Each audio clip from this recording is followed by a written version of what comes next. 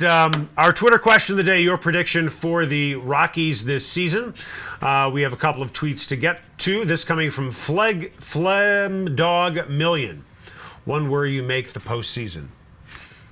You know what? That should be the expectation every year, shouldn't it? That should be. A Rockies commercial played last night. Ooh, do tell.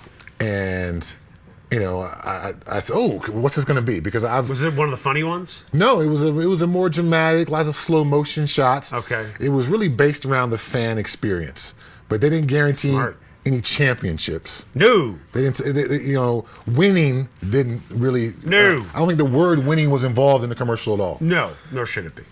But they want to be on top, is what they said. On top of what?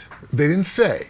They didn't say. On top of the division, on top of the league, on the rooftop deck over there at Coors Field. Okay. I think that was probably more so a play to that than a. Right. So, a couple weeks ago, I talked about the Seahawks. Right. And when I became a Seahawk leaving the Pittsburgh Steelers, and I went into the offices and I saw all those cubicles, and I said, what are all these cubicles for? Well, that's the marketing department over there. And I thought to myself, you market a team by winning football games. Right. And for the Rockies to be having these commercials and touting the fan experience, right. Fans want to see winning baseball. That's what makes a great fan experience. Yes, is it nice to go to Coors Field on a midsummer night? It's beautiful. I can't lie on that.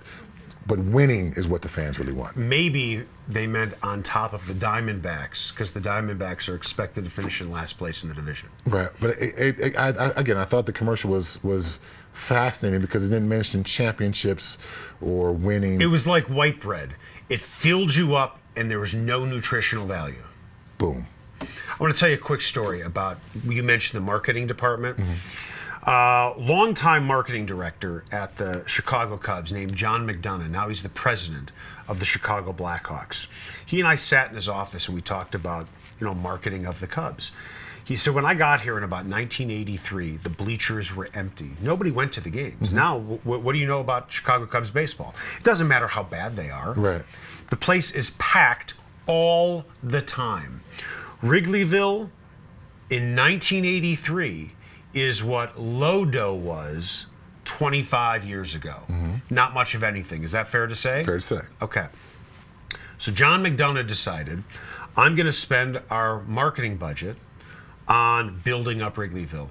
I'm not going to spend it on the Cubs. I'm not going to talk about the players. Mm-hmm. I'm not going to talk about the organization.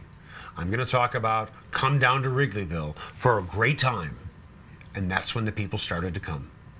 And that was his marketing plan. And it worked brilliantly. Sometimes you just have to do it different ways. And maybe that's But they don't win. I understand that, but the people still go.